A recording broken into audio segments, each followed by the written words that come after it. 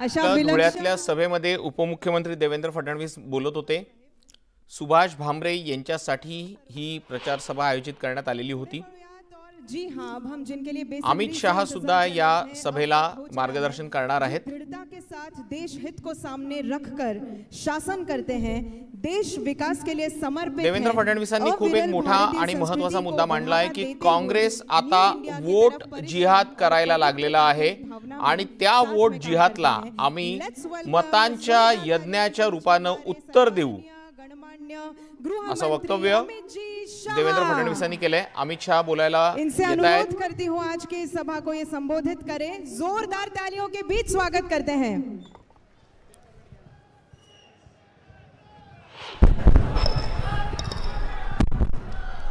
मेरे साथ बोलिए, भारत माता की।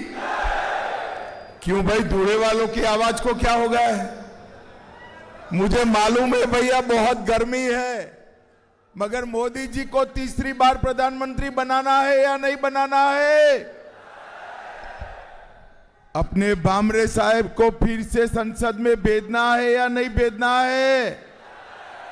तो ऐसी आवाज नहीं चलेगी। मैं शिवाजी महाराज का जयकारा लगाता हूं। मेरे साथ दोनों हाथ उठाइए, उठाइए दोनों हाथ, विजय के संकल्प की मुट्ठी पीछे और बोलिए जय शिवाजी, जय जय जय जय जय शिवाजी, जय जय जय जय जय भवानी, जय श्री राम। मंच पर उपस्थित श्रीमान देवेंद्र जी,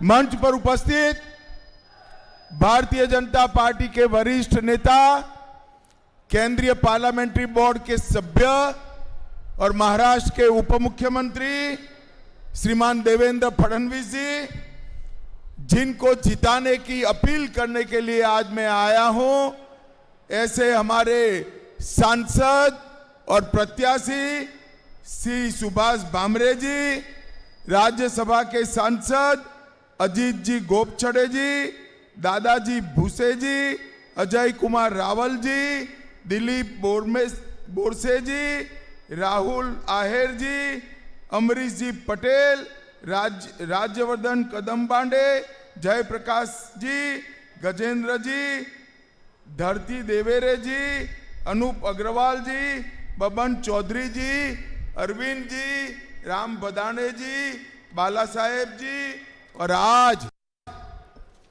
इतनी चिलचिलाती धूप में इतनी बड़ी संख्या में आए हुए प्यारे भाइयों बहनों माताओं और मेरे जिगर के टुकड़े जैसे युवा मित्रों, आप सभी को नमस्कार। भाइयों बहनों, सबसे पहले मैं धुले शहर की ग्राम देवी एकवीरा माता के मंदिर को प्रणाम कर कर मेरी बात की शुरुआत करता हूं। गुरुद्वारा नानक साहिब जी, रोकड़ोबा हनुमान मंदिर, कालिका मंदिर, सिद्धेश्वर गणपति मंदिर, ये सभी देवस्थानों को प्रणाम कर कर मेरी बात की शुरुआत करता हूं। मैं जब यहां महाराष्ट्र की पवित्र भूमि पर आया हूं, तब हिंदवी स्वराज की स्थापना करने वाले छत्रपति शिवाजी महाराज, धर्मवीर संभाजी महाराज, बाबा साहेब अंबेडकर जी और महात्मा ज्योतिबा फूले को भी मनपूर्वक प्रणाम करता हूं। और धुले वालों, आजकल जिनका नाम लेना उद्धव जी ने छोड़ दिया है, वो वीर सावरकर को भी प्रणाम कर कर मेरी बात की शुरुआत। आज देश में चौथे चरण का चुनाव चल रहा है। मैं देश भर में जहां जहां चुनाव हो रहा है, महाराष्ट्र में जहां जहां चुनाव हो रहा है, सभी जनता जनार्दन को अपील करना चाहता हूं, अभी 6 बजे का समय है, भारी संख्या में मतदान कर आप देश को सुरक्षित करने वाली एक सरकार चुनकर भेजिए।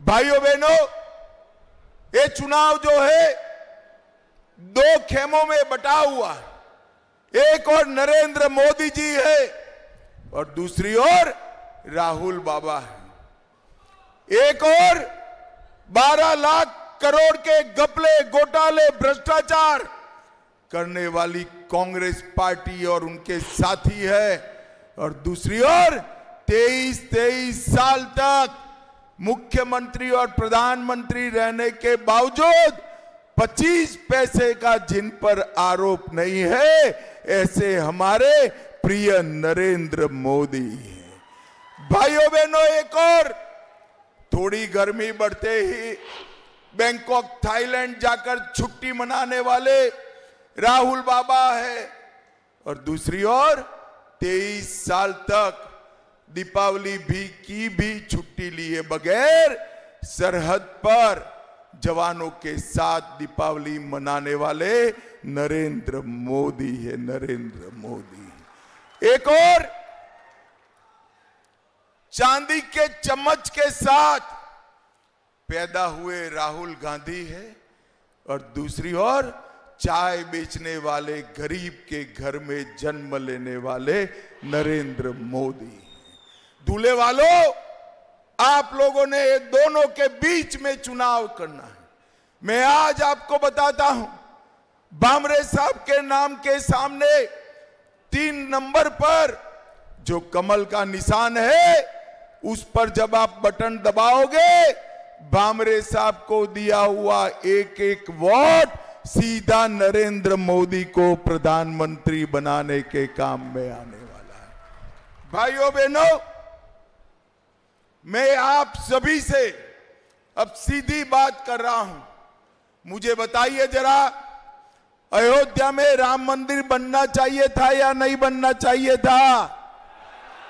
जोर से बोलो, बनना चाहिए था या नहीं बनना चाहिए था?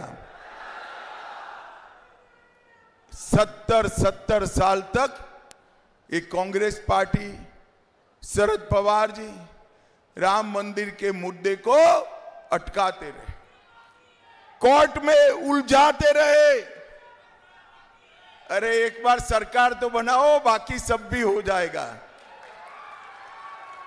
कोर्ट में उलझाते रहे। आपने मोदी जी को दूसरी बार प्रधानमंत्री बनाया। मोदी जी ने 5 साल में केस भी जीता, भूमि पूजन भी किया, और 22 जनवरी को प्राण प्रतिष्ठा कर जय श्री राम कर दिया। भाइयों बहनों, मैं कांग्रेस पार्टी के नेताओं को और विशेषकर उद्धव ठाकरे जी को पूछना चाहता हूं,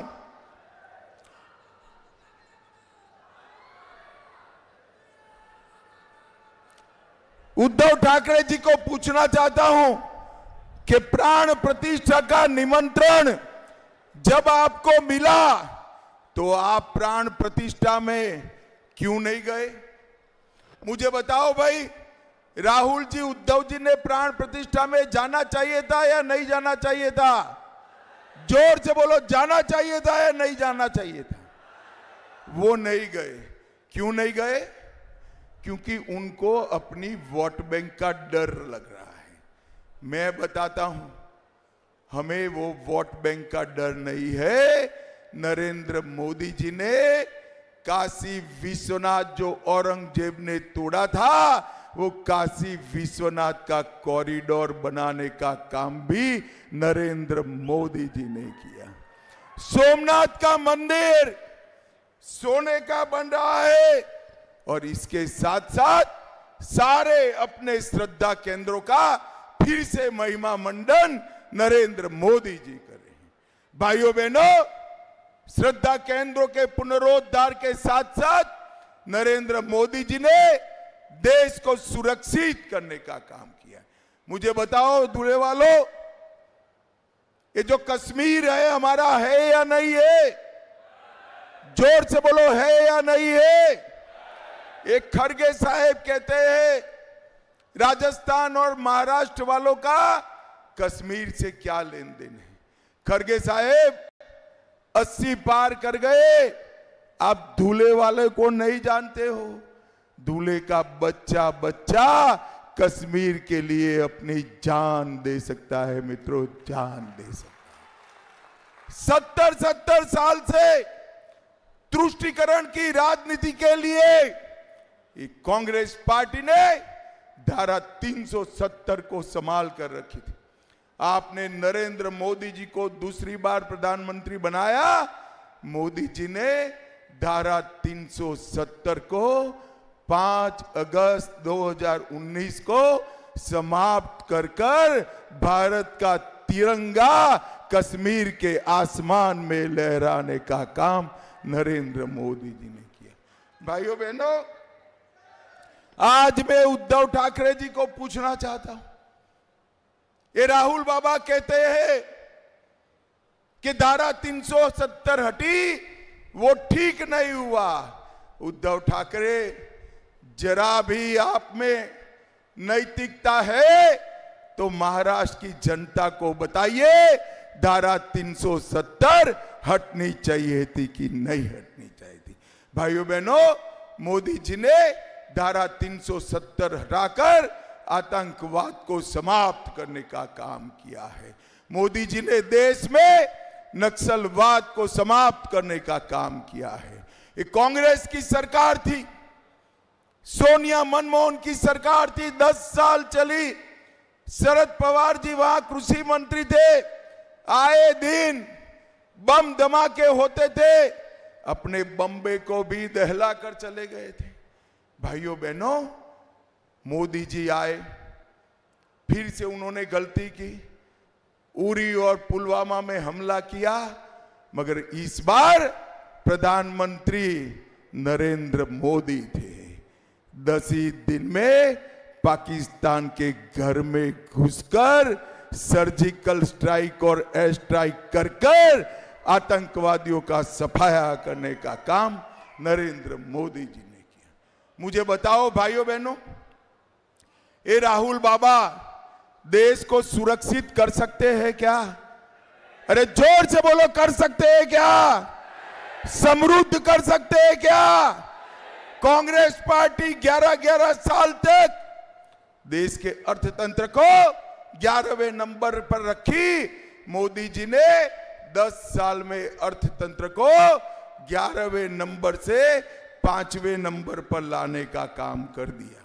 और दूल्हे वालों में कह कर जाता हूं, मोदी गारंटी याद रखना, तीसरी बार प्रधानमंत्री मोदी जी को बना दो, देश को हम दुनिया का तीसरे नंबर का अर्थतंत्र बनाएंगे, तीसरे नंबर का। भाइयों बहनों, नरेंद्र मोदी जी ने पूरे देश में विकास को आगे बढ़ाया है। यहां पर कई सारे काम भारतीय जनता पार्टी की सरकार ने किया है। देवेंद्र जी ने बताया है कि पानी की समस्या के लिए ढेर सारा काम दूल्हे में हुआ है। सिर्फ दूल्हे में 3,50,000 घरों में नल से जल पहुंचाया। कई साले जल प्रकल्प, इरिगेशन के प्रोजेक्ट रुके हुए थे। सुलवाड़े, जामफल, कैनोली सिंचाई योजना, इसके साथ साथ कई सारी सिंचाई योजना को करीब 2500 करोड़ रुपया खर्च कर दूल्हे की पानी की समस्या को हल करने का काम देवेंद्र जी और भामरे जी ने किया है। भाइयों बहनों, ये धुले जिले में 6 नेशनल हाईवे बनाए। धुले सोलापुर, दोंडाईचा कुसुम्बा मालेगांव, साकरी पीपलनेर, सटाणा देवला चांदवड़ और सोनगिर दोंडाईवाड़ा अंकलेश्वर और नागपुर सूरत हाईवे, ये सारे हाईवे धुले में फिर से एक बार जीवंत करने का काम नरेंद्र मोदी जी और देवेंद्र फडणवीस ने किया है। मित्रों, एक बात मैं कहना चाहता हूं, पूरे देश में किसान जो कपास उगाता है इसके लिए ऐसी योजना कोई नहीं लाया। देवेंद्र जी ने 4000 करोड़ रुपया की भावांतर योजना लेके आए हैं कपास के किसानों के लिए। जैसे ही आचार संहिता समाप्त हुई, आपके बैंक अकाउंट के अंदर 4000 करोड़ रुपया सीधा ट्रांसफर होने वाला है। भाइयों बहनों, सीधा ट्रांसफर होने वाला। भारतीय जनता पार्टी की सरकार ने महाराष्ट्र में विकास के लिए लगभग 15 लाख करोड़ रुपया भेजने का काम किया है। परंतु ये उद्धव ठाकरे जी वो जवाब दे, जब कांग्रेस की सरकार थी तब आपने क्या किया था। भाइयों बहनों, ये धूले के अंदर ढेर सारे काम भारतीय जनता पार्टी की सरकार ने किए हैं। 1800 करोड़ का भारत माला प्रोजेक्ट, धूले इंदौर रेलवे मार्ग, धूले दादर रेलवे शुरू कर दी, 6 हाईवे बनाए, 150 करोड़ से धूले के इंफ्रास्ट्रक्चर बनाने का काम किया और 25,000 आवासों को बनाने का काम धूले में समाप्त कर दिया। भाइयों बहनों, आज मैं यहां आया हूं तब सत्ता के कारण, सत्ता के लोभ में सिद्धांत छोड़ने वाले उद्धव ठाकरे को 5 सवाल मैं पूछना चाहता हूं। कांग्रेस के नेता आतंकी कसाब का समर्थन कर रहे हैं। उद्धव ठाकरे, क्या आप कांग्रेस के नेताओं के साथ है? इसका जवाब महाराष्ट्र की जनता को दीजिए। दूल्हे वालों, मुझे बताओ, ट्रिपल तलाक वापिस आना चाहिए क्या? जोर से बोलो, आना चाहिए। एक कांग्रेस पार्टी मुस्लिम पर्सनल लॉ वापिस लाना चाहती है। उद्धव ठाकरे, आप जवाब दीजिए, क्या आप इसके साथ हैं? कांग्रेस पार्टी और राहुल गांधी वीर सावरकर का विरोध करते हैं। उद्धव जी, आप बताइए, राहुल गांधी के साथ आप सहमत है क्या?